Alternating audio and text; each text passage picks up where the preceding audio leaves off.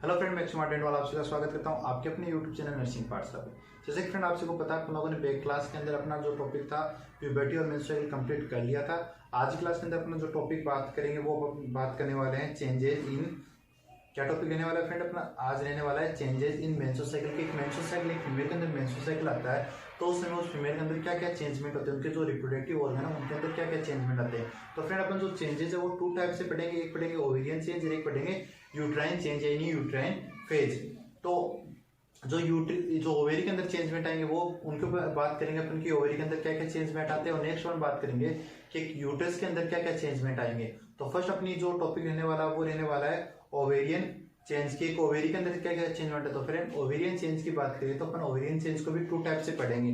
First one पढ़ेंगे follicular और second पढ़ेंगे लूटियल फेज। तो अभी तक अपन लोगों ने बात की कि जो मेंस्ट्रुअल साइकिल आता है उसमें फीमेल के अंदर क्या क्या चेंजमेंट आएंगे उनके ऊपर अपन बात कर रहे हैं। तो फर्स्ट अपन लोगों ने बात की कि ओवेरियन चेंज और सेकंड बात की है यूट्राइन चेंज यानी यूट्राइन फेज। ओके फ्रेंड, तो नेक्स्ट अपन लोगों ने अपना टॉपिक स्टार्ट किया ओवेरियन फेज के बारे में। तो ओवेरियन फेज की बात करें तो ओवेरियन फेज अपन दो टाइप से पढ़ेंगे। जो फर्स्ट रहेगी फोलिकुलर फेज और सेकंड रहेगी लूटियल फेज। तो फर्स्ट ऑफ ऑल अपन बात करते हैं फोलिकुलर फेज के बारे में कि फोलिकुलर फेज है वो क्या होती है। तो फ्रेंड फोलिकुलर फेज की बात करने से पहले फर्स्ट ऑफ ऑल अपन को ये पता होना चाहिए कि फोलिकल्स है वो क्या होते हैं। फोलिकल्स के बारे में अपन जान लेते हैं। तो एक 20 वीक की जो फीमेल फिटस होती है, मतलब 20 वीक की एक फीमेल फिटस यानी मदर की यूट्रस में है, तो उसकी ओवेरी के अंदर किसके अंदर उसकी ओवेरी के अंदर 7 मिलियन फोलिकल्स होते हैं। कितने होते हैं फ्रेंड? 7 मिलियन फोलिकल्स होते हैं। और यही फोलिकल्स एट द बर्थ उसके जन्म के समय कितने रह जाते हैं? ये रह जाते हैं 2 मिलियंस। मतलब कहने का मतलब ये कि फ्रेंड एक जो 20 वीक की फीमेल फिटस है, फीमेल फिटस का मतलब समझ गए होगा। मतलब फ्रेंड सिंपल सी बात है कि वो अभी मतलब कि क्या है यूट्रस के अंदर है, तो उसकी ओवेरी के अंदर भी कितने फोलिकल्स हैं? तो फोलिकल्स हैं 7 मिलियन। ठीक है फ्रेंड, नेक्स्ट वन बात करें कि वही फोलिकल एट द बर्थ मतलब उसके जन्म के समय कितने रह जाएंगे? वो रह जाएंगे 2 मिलियन। और प्यूबर्टी की बात करें तो प्यूबर्टी के अंदर समय ये रह जाएंगे 4 लैख। तो फ्रेंड प्यूबर्टी का मतलब आप लोगों ने मैंने बैक क्लास के अंदर बताया था कि प्यूबर्टी का मतलब क्या होता है? सेकेंडरी सेक्सुअल कैरेक्टरिस्टिक्स का आना ही क्या कहलाता है? प्यूबर्टी कहलाता है। मतलब जो सेकेंडरी सेक्सुअल कैरेक्टरिस्टिक्स अपन लोगों ने बात की ना, चाइल्डहुड टू अडल्टहुड में मूव करने की जो प्रोसेस होती है उसको अपन प्यूबर्टी कहते हैं। तो उसमें जो सेकेंडरी सेक्सुअल कैरेक्टरिस्टिक्स आते हैं उन्हीं को अपन प्यूबर्टी कहते हैं। तो प्यूबर्टी के समय ये कितने रह जाते हैं? ये रह जाते हैं 4 लाख। और मेनोपॉज के समय क्या रह जाते हैं? 10,000 रह जाते हैं। तो आप लोगों ने फोलिकल्स के बारे में समझ गए होंगे कि फोलिकल के बारे में सिंपल सी बात है कि जो फोलिकल्स होते हैं, एक जो 20 वीक की जो फीमेल फिटस होती है उसकी ओवरी में 7 मिलियन फोलिकल्स होते हैं। और जो एट द बर्थ वही फोलिकल्स उसके जन्म के समय कितने रह जाते हैं? 2 मिलियंस रह जाते हैं। और उसकी जब प्यूबर्टी की एज आती है तो प्यूबर्टी की एज में कितने रह जाते हैं? ये रह जाते हैं 4 लाख। और जो मेनोपॉज की कंडीशन आती है यानी stoppage of menstrual cycle. Menopause का क्या मतलब फ्रेंड? मेनोपॉज का मतलब है ऑफ मेंस्ट्रुअल साइकिल कि मेनोपॉज की कंडीशन मतलब मेंस्ट्रुअल साइकिल नहीं आने की कंडीशन अपन क्या कहते हैं? मेनोपॉज कहते हैं। मतलब ये एक नॉर्मल कंडीशन होती है जो 45 ईयर के बाद आती है फ्रेंड। ये जो मेनोपॉज की कंडीशन है वो कब आती है? 45 ईयर के बाद आती है। मतलब इस समय जो फोलिकल्स है उनकी अमाउंट, उनकी जो संख्या वो बहुत कम रह जाती है। और जो एचपीओ एक्सिस अपन लोगों ने बात की थी, क्या बात की थी? एचपीओ एक्सिस यानी हाइपोथैलेमस पिट्यूटरी और ओवेरी के हार्मोन्स है उनका लेवल भी क्या हो जाता है? डिक्रीज हो जाता है। इन्हीं कारणों से फ्रेंड जो अपने प्यूबर्टी जो मेंस्ट्रुअल साइकिल है वो नहीं आता है फीमेल के अंदर, उसी कंडीशन को अपन क्या कहते हैं? उसी कंडीशन को अपन बोलते हैं मेनोपॉज। तो आपको ये समझ में आ गया होगा। नेक्स्ट वन बात करते हैं जो फोलिकुलर फेज होती है। जो फोलिकुलर फेज होती है उसके अंदर ओवरी के अंदर क्या क्या चेंजमेंट आता है। तो फोलिकुलर फेज की अपन बात कर लेते हैं फ्रेंड। तो फोलिकुलर फेज की बात करें तो फ्रेंड फोलिकुलर फेज के अंदर अपन लोगों ने जो बात की थी ना एचपीओ एक्सिस, तो यहाँ पर एचपीओ एक्सिस ही काम करेगा। H for hypothalamus, P for pituitary, O for ovary. तो हाइपोथैलेमस क्या कर रहा है फ्रेंड? यहाँ पर हाइपोथैलेमस कर रहा है एक हार्मोन रिलीज कर रहा है। हार्मोन का नाम है GnRH, गोनिकोट्रोपिन रिलीजिंग हार्मोन। तो ये हाइपोथैलेमस क्या करता है? GnRH रिलीज करता है। या फिर GnRH किस पे जाता है? एंटीरियर पिट्यूटरी के पास जाता है। एंटीरियर पिट्यूटरी को 2 हार्मोन रिलीज करने के लिए बोलता है। एक हार्मोन होता है FSH और एक होता है LH।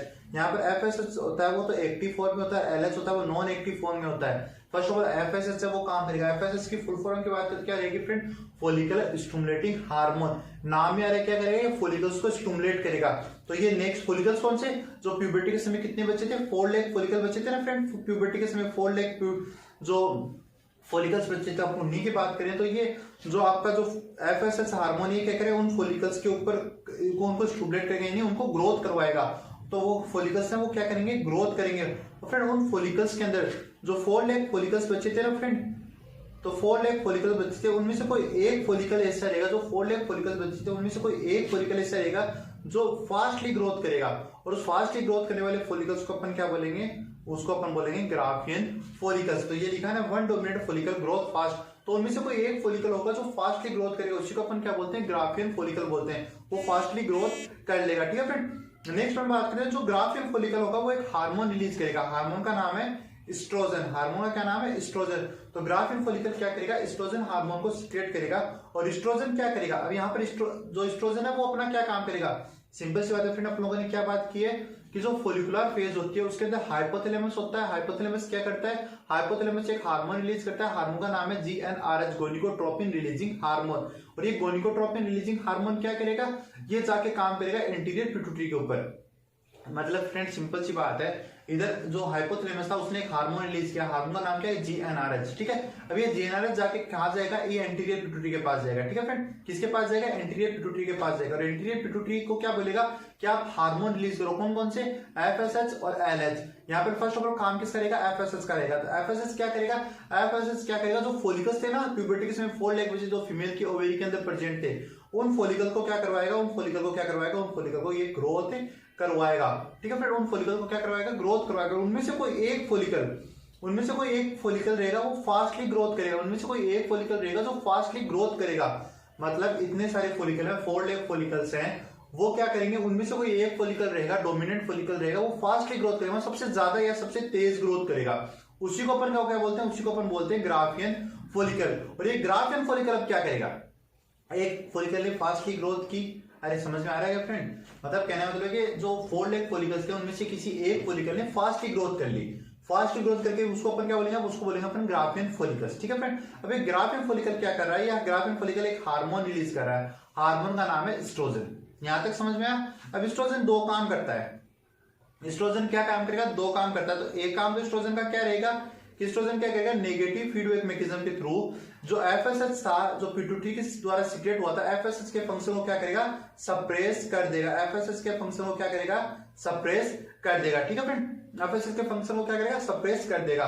और नेक्स्ट क्या करेगा, जो मैंने बताया था ना, जो LH होता है पिट्यूटरी से, जो नेक्स्ट हार्मोन कौन सा रिलीज हुआ था, LH, लुटेनाइजिंग हार्मोन। LH की फुल फॉर्म क्या है, लुटेनाइजिंग हार्मोन। ये क्या करेगा, लुटेनाइजिंग हार्मोन को एक्टिवेट कर देगा, फिर उसको स्टिमुलेट कर देगा। ठीक है फ्रेंड, अब ये लुटेनाइजिंग हार्मोन क्या करेगा, ये लुटेनाइजिंग हार्मोन करेगा जो ग्राफियन फॉलिकल्स था, जो फॉलिकल ने फास्टली ग्रोथ की थी, डोमिनेट फॉलिकल था, उसके ऊपर जाकर काम करेगा, उस जो फॉलिकल उसके ऊपर जाकर वर्क करेगा, और उस पर वर्क करके फिर क्या करेगा फ्रेंड, उसे वर्क करके फिर ये क्या करेगा।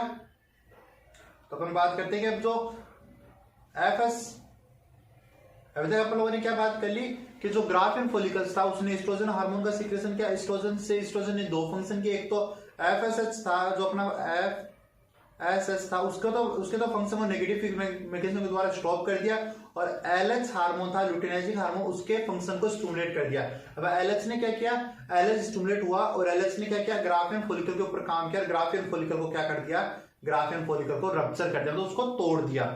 मतलब फ्रेंड्स सिंपल सी बात है, ये क्या है, ये ग्राफियन फॉलिकल है। ठीक है, ये ग्राफियन फॉलिकल, इसके ऊपर क्या क्या, इसके ऊपर LH ने काम किया, फिर इसको क्या करेगा, इसको रप्चर कर देगा। ठीक है फ्रेंड, इतना समझ में आया। तो जो ग्राफियन फॉलिकल रप्चर होगा, रप्चर होने से क्या होगा, रप्चर होने से ओवुलेशन होगा, रप्चर होने से क्या होगा, ओवुलेशन होगा, मतलब ओवम है वो रिलीज होंगे। तो इसी प्रोसीजर को ओवुलेशन को अपन क्या डेफिनेशन क्या होगी ओवुलेशन की, ओवम रिलीज होने को अपन क्या कहते हैं, ओवुलेशन कहते हैं। तो यहाँ पर ओवम है वो रिलीज हो जाएंगे।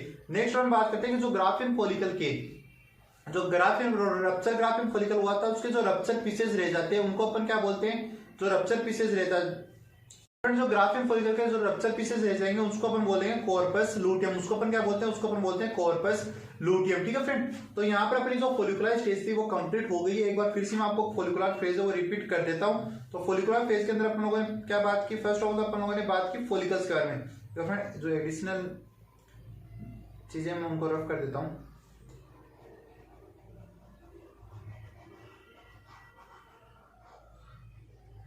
तो फ्रेंड अपन लोगों ने बात की थी कि जो अपन बात कर रहे थे चेंज इन मेंस साइकिल, जो चेंजेस होते हैं मेंस साइकिल में, उनके ऊपर अपन बात करते हैं। अपन लोगों ने बात की है कि जो फॉलिकल्स होते हैं वो एक जो फीमेल फिटनेस होती है 20 वीक की फीमेल फिटनेस होती है, उसके ओरी में 20 वीक की फीमेल फिटस होती है उसके ओवरी में 7 मिलियन से वो फॉलिकल्स मिलते हैं is equal to 10 lakh.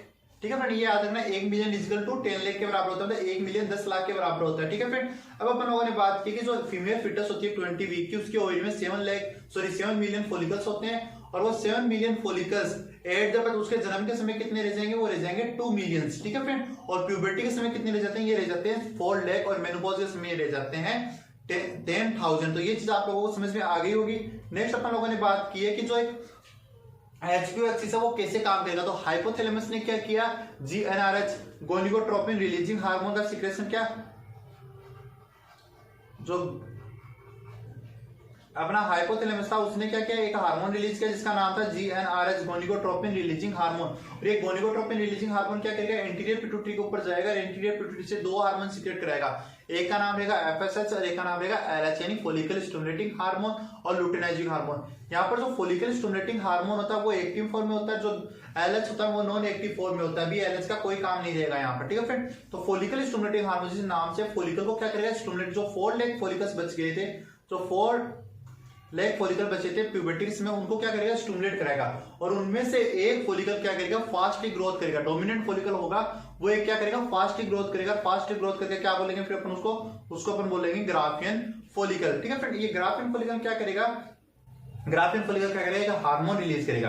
Graafian follicle क्या करेगा, एक हार्मोन रिलीज करेगा, हार्मोन का नाम रहेगा एस्ट्रोजन। ठीक है फ्रेंड, एस्ट्रोजन हार्मोन क्या करेगा, 2 टाइप के फंक्शन करता है, एक तो करेगा जो एफएस रहेगा उसके फंक्शन को सप्रेस करेगा और एलएच के फंक्शन को एक्टिवेट कर देगा। मतलब जो ग्राफियन फॉलिकल्स था वो बना। ठीक है फ्रेंड, ग्राफियन फॉलिकल बनने के बाद क्या करेगा एस्ट्रोजन हार्मोन का सीक्रेट करेगा। ठीक है, और एस्ट्रोजन जाके क्या करेगा, पहले तो एफएसएच के फंक्शन को कम कर देगा, मतलब एफएसएच के फंक्शन को नेगेटिव फीडबैक मैकेनिज्म के थ्रू कम कर देगा यानी उसके फंक्शन को सप्रेस कर देगा और एलएच के फंक्शन को बढ़ा देगा। तो फ्रेंड अपन लोगों ने क्या बात की, जो ग्राफियन फॉलिकल्स रहेगा वो एस्ट्रोजन हार्मोन का सीक्रेट करेगा। एस्ट्रोजन क्या करेगा, 2 टाइप के फंक्शन करेगा, एक फंक्शन करेगा कि नेगेटिव फीडबैक मैकेनिज्म के द्वारा क्या करेगा एफएसएच के फंक्शन को क्या करेगा स्टॉप कर देगा, इधर क्या करेगा एलएच के फंक्शन को स्टिमुलेट कर देगा।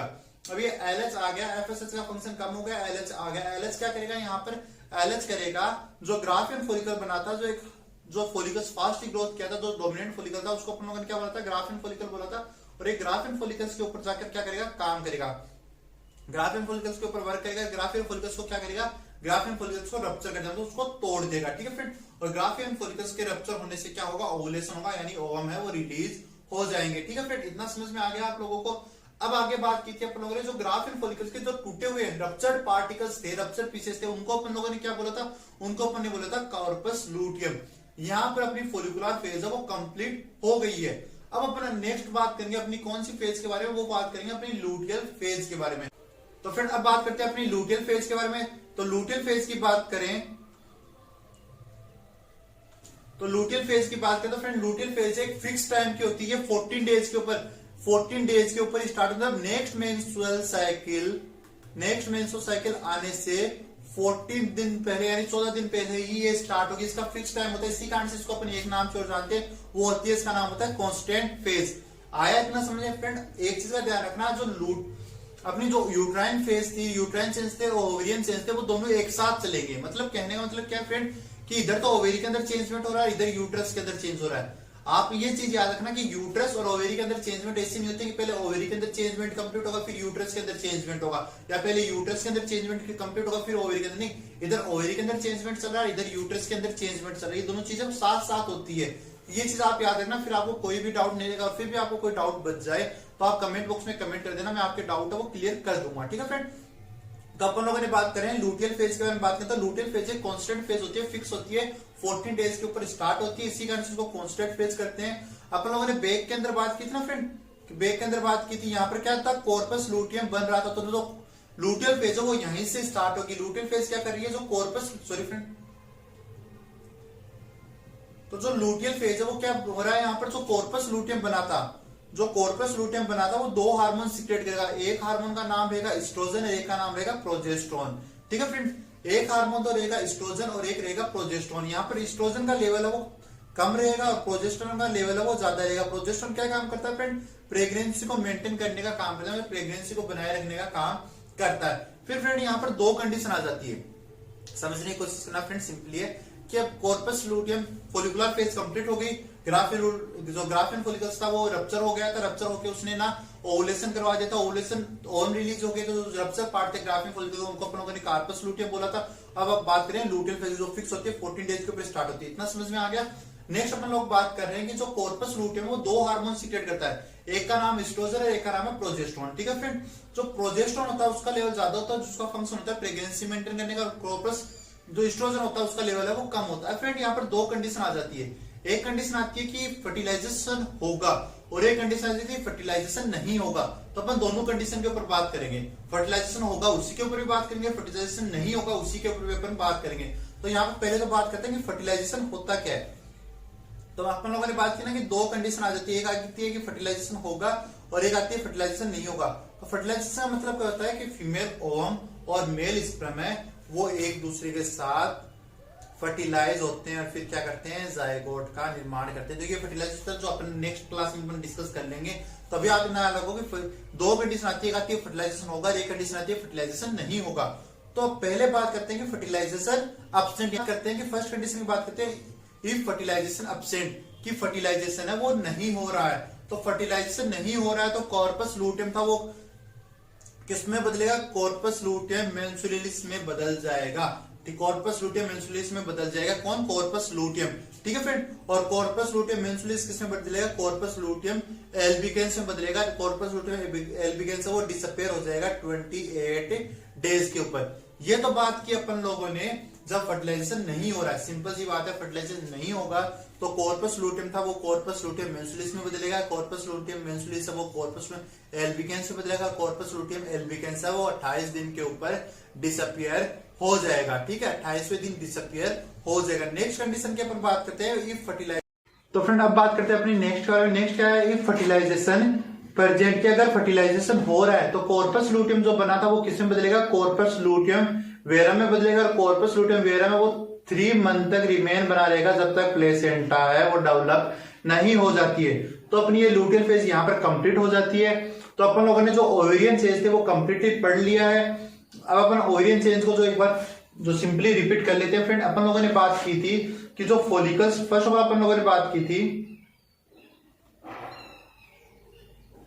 अपन लोग आज की क्लास में अपन लोगों ने स्टडी की थी कि जो चेंजेस होते हैं मेंस्ट्रुअल साइकिल के अंदर उसके ऊपर बात करी थी। तो अपन लोगों ने बात की थी कि जो मेंस्ट्रुअल साइकिल के अंदर चेंजेस होते हैं वो अपन दो स्टेज में पढ़ेंगे।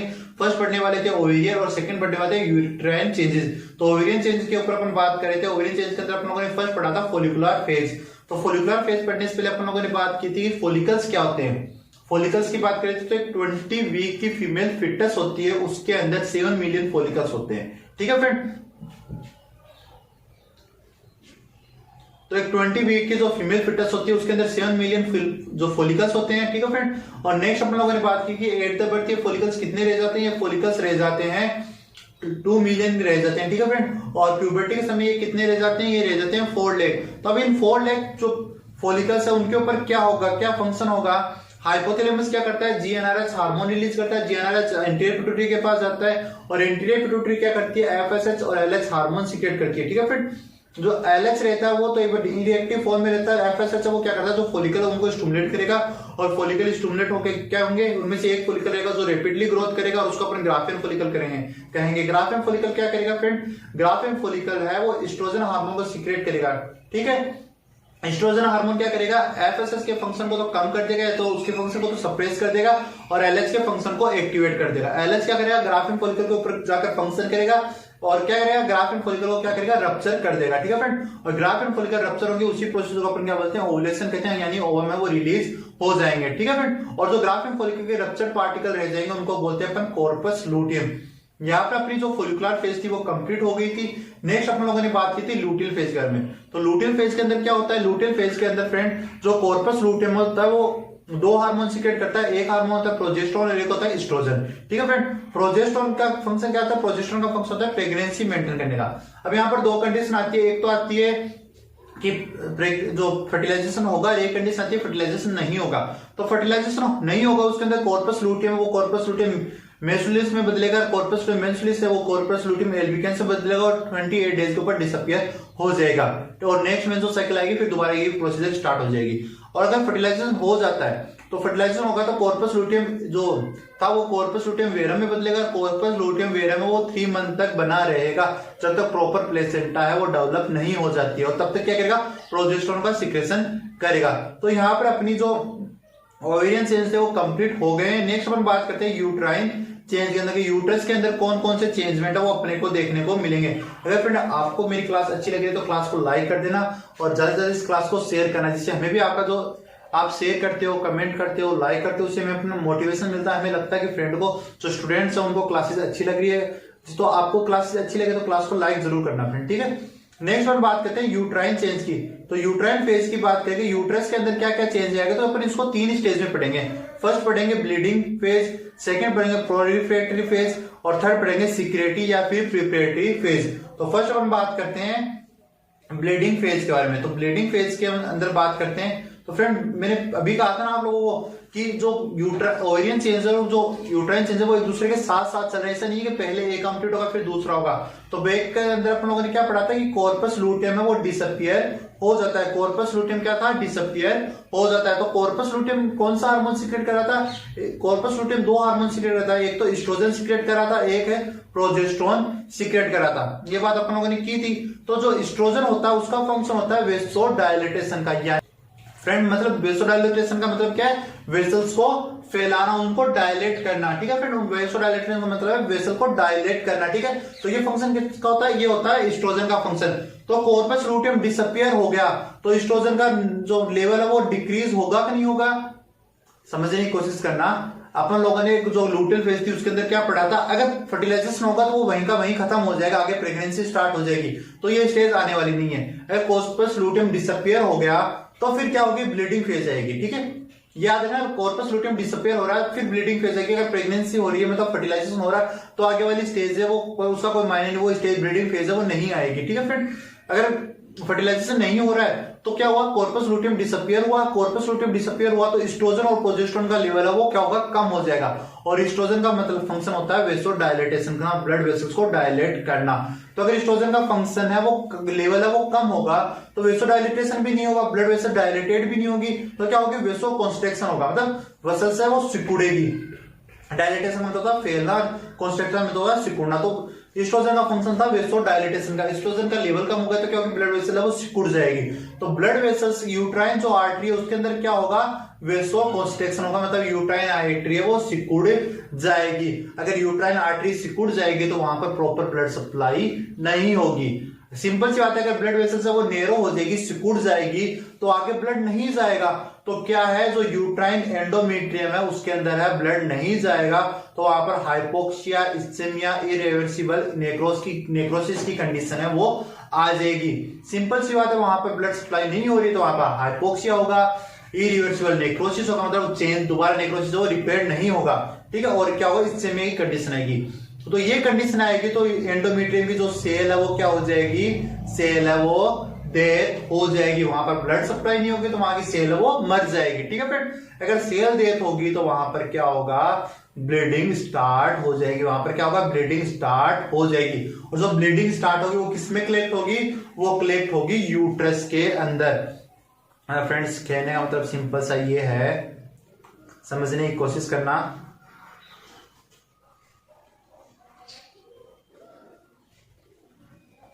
कि क्या हुआ, कॉर्पस लूटियम है, कॉर्पस लूटियम क्या हुआ, डिसअपियर हुआ, ठीक है फ्रेंड।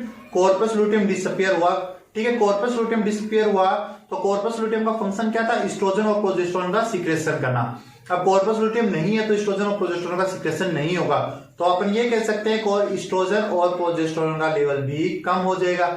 और एस्ट्रोजन का क्या फंक्शन था, वेसोडाइलेटेशन का, ठीक है। एस्ट्रोजन का लेवल कम हो गया तो वेसोडाइलेटेशन नहीं होगा, तो जो यूट्राइन आर्टरी है उनके अंदर क्या होगा, वेसोकॉन्स्ट्रिक्शन होगा। सिंपल सी बात है, वेसोकॉन्स्ट्रिक्शन होगा तो वहां की जो सेल है उनके पास ब्लड सप्लाई नहीं होगी, तो ब्लड सप्लाई नहीं होगी तो उनके अंदर नेक्रोसिस, हाइपोक्सिया की कंडीशन आ जाएगी।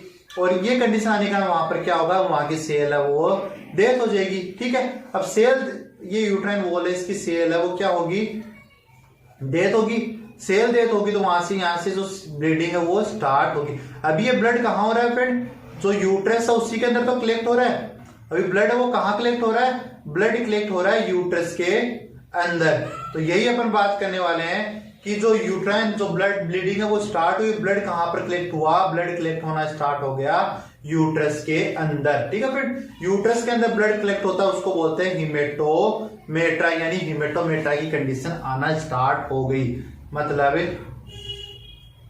यहां पर ब्लड इकट्ठा हो रहा है तो इस कंडीशन को अपन क्या बोलेंगे, हीमेटोमेट्रा बोलेंगे। ठीक है फ्रेंड, इस कंडीशन को अपन क्या बोलेंगे, हीमेटोमेट्रा बोलेंगे। आया इतना समझ में? तो फ्रेंड अब नेक्स्ट बात करते हैं कि जो यूट्रस के अंदर ब्लड इकट्ठा हो गया था, तो ब्लड यूट्रस के अंदर ब्लड इकट्ठा होने से सेंसेशन किसके पास जाएगा, सेंसेशन जाएगा हाइपोथैलेमस के पास। मतलब यूट्रस के अंदर ब्लड इकट्ठा हुआ तो वहां से सेंसेशन जाएगा हाइपोथैलेमस के पास, और हाइपोथैलेमस किसके पास सेंसेशन भेजेगा, वो भेजेगा पोस्टीरियर पिट्यूटरी, और पोस्टीरियर पिट्यूटरी एक हार्मोन रिलीज करेगी जिसका नाम है ऑक्सीटोसिन। ऑक्सीटोसिन क्या काम करेगा, कॉन्स्ट्रक्शन का काम करेगा, वहां यूट्रस के अंदर क्या करेगा, कॉन्स्ट्रक्शन करवाने का काम करेगा। तो यूट्रस के अंदर कॉन्स्ट्रक्शन होगा तो अपन लोगों को विजुअल मैनिफेस्टेशन देखने को मिलेगा। क्या देखने को मिलेगा, ब्लड किसके द्वारा आउट हो जाएगा, वेजाइना के थ्रू आउट हो जाएगा। यही चीज अपन लोगों ने डेफिनेशन के अंदर पढ़ी थी कि नहीं पढ़ी थी, कि विजुअल मैनिफेस्टेशन थ्रू वेजाइना के थ्रू जो यूट्राइन एंडोमेट्रियम का ब्लड है वो बाहर निकल जाएगा। तो यही तो पढ़ा कि जो यूट्राइन एंडोमेट्रियम उसके सेल के पास ब्लड नहीं जाएगा तो वहां की जो एंडोमेट्रियम वो वहां की सेल है वो डेथ हो जाएगी। सेल डेथ होने का वहां से ब्लीडिंग स्टार्ट होगी, और फिर ब्लीडिंग वो किसके थ्रू बाहर निकल जाएगी, वेजाइना के थ्रू है वो बाहर निकल जाएगी। तो ये अपनी जो ब्लीडिंग फेज थी वो कंप्लीट हो गई है। तो आपको समझ में आया फ्रेंड? अगर फ्रेंड आपको नहीं समझ में आ रहा हो तो आप कमेंट कर देना, मैं दोबारा नेक्स्ट क्लास लूंगा तो मैं आपको पहले ये स्टेजेस है वो कंप्लीट दोबारा से समझा दूंगा। ठीक है फ्रेंड, अब अपन बात करते हैं, पहले बात कर लेते हैं यूट्राइन एंडोमेट्रियम के बारे में। एक बार बात कर लेते हैं यूट्राइन एंडोमेट्रियम के बारे में बात कर लेते हैं। तो फ्रेंड जो यूट्राइन एंडोमेट्रियम होती है उसकी जो नॉर्मल थिकनेस होती है वो होती है 5 to 6 mm, लेकिन जो अपनी ब्लीडिंग फेज खत्म होते होते यूट्रस की एंडोमेट्रियम की जो साइज है वो रह जाती है 1 mm।